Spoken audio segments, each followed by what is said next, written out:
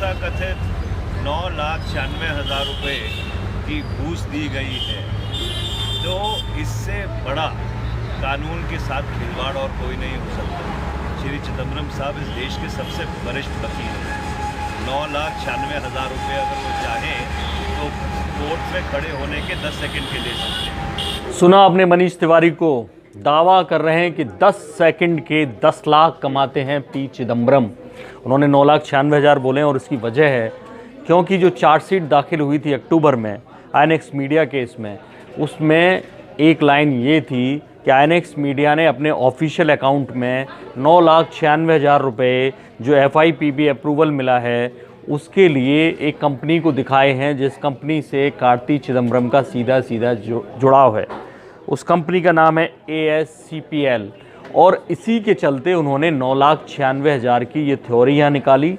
दरअसल ढेर सारे कांग्रेस नेता, आपने देखा शशि थरूर साथ खड़े थे, मनीष तिवारी थे, ये लोग मिलने गए, पी चिदम्बरम से मिलने गए क्योंकि बेल की एक और सुनवाई होनी है सुप्रीम कोर्ट में।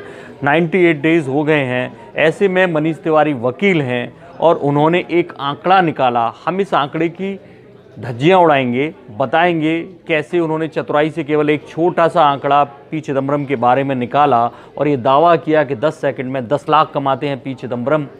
उनको ये सब करने की क्या ज़रूरत थी?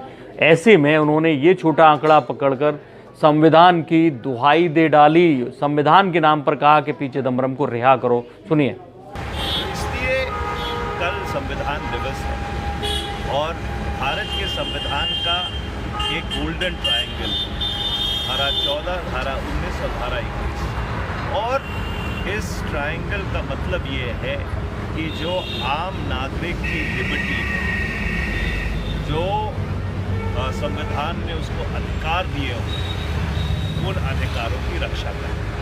और कल चिदम्बरम साहब की बेल उच्चतम न्यायालय में लगेगी और हमारी उम्मीद है कि संविधान का जो मूलभूत सिद्धांत है, संविधान के जो की बुनियाद है, उसको ध्यान में रखते हुए, उसको संज्ञान में लेते हुए जो सही और ठीक फैसला है वो किया जाएगा।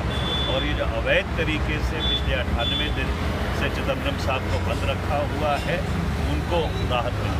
तो संविधान की दुहाई दे रहे हैं मनीष तिवारी। क्या उन्होंने कभी सोचा कि लाखों लाखों लोग भारत की जेलों में ऐसे बंद हैं विचाराधीन कैदी के नाम पर और सालों से बंद हैं? उनके लिए, जिस आम आदमी के वो नेता हैं, उनके लिए वो कभी नहीं कहते, और उनकी सरकारों के समय से बंद हैं, मोदी की सरकारों तक कभी नहीं कहते वो कि संविधान के नाम पर उनको जल्दी छोड़ा जाए, उनकी सुनवाई जल्दी की जाए। केवल 98 डेज़ हुए हैं चिदम्बरम के लिए। तो मैं आपको बता दूं कि 305 करोड़ का केवल आईएनएक्स मीडिया का ये मामला था। फॉरेन से जो बोर्ड था एफआईपीबी, उस बोर्ड ने फॉरेन से इन्हें इन्वेस्टमेंट दिलाया और इसके लिए अब सुनिए तिवारी जी, 4.62 करोड़ का दावा किया था। करीब $5 मिलियन की बात खुद आईएनएक्स मीडिया की प्रमोटर ने, पीटर मुखर्जी की वाइफ ने, ये खुद अपने बयान में कबूली थी और खुद बताया था। और जब निकल के आया था चार्जशीट में ये भी है कि 4 करोड़ 62 लाख की घूस दी गई है केवल इस केस में। 4 और केसेस की जांच जो इस बोर्ड ने दिए थे, बोर्ड अभी ख़त्म कर दिया गया है, लेकिन इस बोर्ड ने जिसको फॉरेन इन्वेस्टमेंट दिलवाया, ऐसे 4 और केसेस हैं जिनकी जाँच चिदम्बरम के खिलाफ चल रही है। कोर्ट के आदेश पर लेटर्स भेजे गए हैं विदेशी जांच एजेंसियों को, विदेशी संस्थाओं को कि उन्हें इजाज़त मिले ताकि हमारी जांच एजेंसी जाके वहां जांच कर सकें। ये चारों जो कंपनियों के मामले हैं, उन 4 कंपनियों के नाम मैं आपको बता देता हूं। डियागो स्कॉटलैंड लिमिटेड है, कटारा होल्डिंग्स है, एसआर स्टील लिमिटेड है और एलफोर्ज लिमिटेड है। ये 4 कंपनियां हैं जिनको फॉरेन इन्वेस्टमेंट मिला। इसी एफआईपीबी बोर्ड ने इजाज़त दिलवाई। पी चिदम्बरम वित्त मंत्री थे।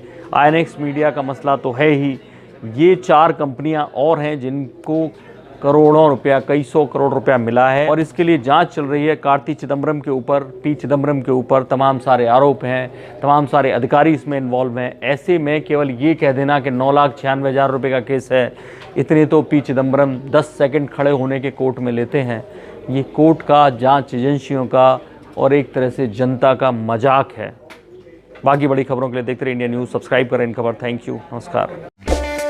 इन खबर चैनल को सब्सक्राइब करें और बेल आइकन दबाना ना भूलें।